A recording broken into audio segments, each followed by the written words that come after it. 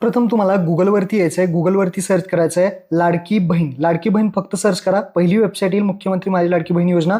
यावरती क्लिक करायचं आहे. क्लिक केल्यानंतर हा पहिला बॉक्स येईल. मुख्यमंत्री माझी लाडकी बहीण योजनेची लाभार्थी KYC प्रक्रिया पूर्ण करण्यासाठी इथे क्लिक करा. हा बॉक्स आहे त्यावरती फक्त तुम्हाला क्लिक करायचं आहे.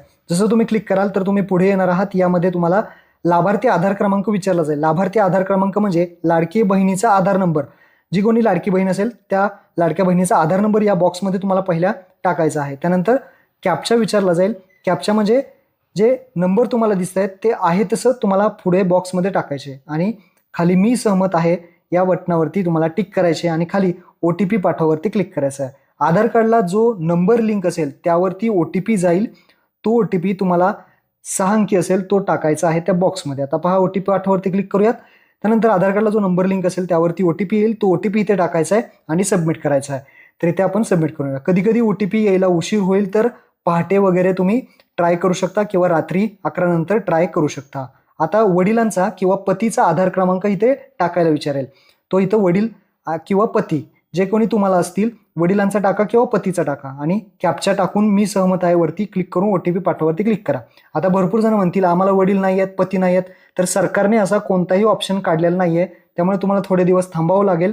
काही पर्याय नाहीये. सरकारने जर काही पर्याय काढला तर त्यावरती मी व्हिडिओ नक्की बनवेल. अजून तरी काही पर्याय काढलेला नाही. तर वडिलांचा किंवा पतीचा आधार नंबर टाका आणि मी सहमत आहे वरती क्लिक करून OTP पाठवावरती क्लिक करा. OTP पाठवला तर वडील किंवा पती त्यांच्या आधार कार्डला जो नंबर लिंक असेल त्यावरती एक OTP येईल. तो OTP तुम्हाला या बॉक्समध्ये टाकायचा आहे. 6 डिजिटचा असेल. तो OTP टाकून सबमिट करायचा आहे. OTP कधी कधी उशिरा येतो. थोडे थांबायचं आहे किंवा तुम्ही सकाळी पहाटे ट्राय करा किंवा रात्री 10-11 नंतर तुम्ही ट्राय करा. इथे तुम्हाला वडिलांचं किंवा पतीचं नाव जे आहे ते दिसेल. त्यानंतर जात प्रवर्ग विचारला जाईल. म्हणजे तुमची कॅटेगरी कुठली आहे ते विचारलं जाईल. मी तुम्हाला ते एवढे ऑप्शन आहेत ते तुम्हाला सगळे मी तुम्हाला वरती स्क्रीनवरती दाखवतो. त्यानुसार तुम्ही ते तुमची जे असेल ते इंग्लिशमध्ये पण दाखवलंय आणि ते तुम्ही सिलेक्ट करायचं आहे. जात प्रवर्ग निवडल्यानंतर आता तुम्हाला 2 प्रश्न विचारले जातील ज्यामध्ये आपल्याला पहिला ऑप्शन सुद्धा होय सिलेक्ट करायचा आहे. सगळ्या लाडक्या बहिणींनी आपला पहिला ऑप्शन होय करायचा आहे आणि दुसरा सुद्धा जो ऑप्शन आहे तो सुद्धा आपल्याला होय करायचा आहे. लक्षात ठेवा दोन्ही ऑप्शन आपल्याला होय करायचे आहेत. काही प्रॉब्लेम नाही. त्यानंतर खाली आपल्याला जे काही उपरोक्त क्रमांक 1 व 2 इथे एक बॉक्स दिसेल. त्या अटी मान्य आहेत वरती टिक करायची आणि सबमिट करावरती क्लिक करायचं. तुम्ही सबमिट कराल तर इथे तुमची KYC पूर्ण झालेली तुम्हाला दिसणार आहे. तर अशा पद्धतीने पहा तुमची KYC पडताळणी यशस्वीरित्या पूर्ण झालेली आहे असं दिसेल. म्हणजे तुमची KYC आता झालेली आहे. आता आपली KYC झालेली आहे का नाही हे आपल्याला कसं कळणार. पुन्हा तुम्हाला इथंच यायचं आहे.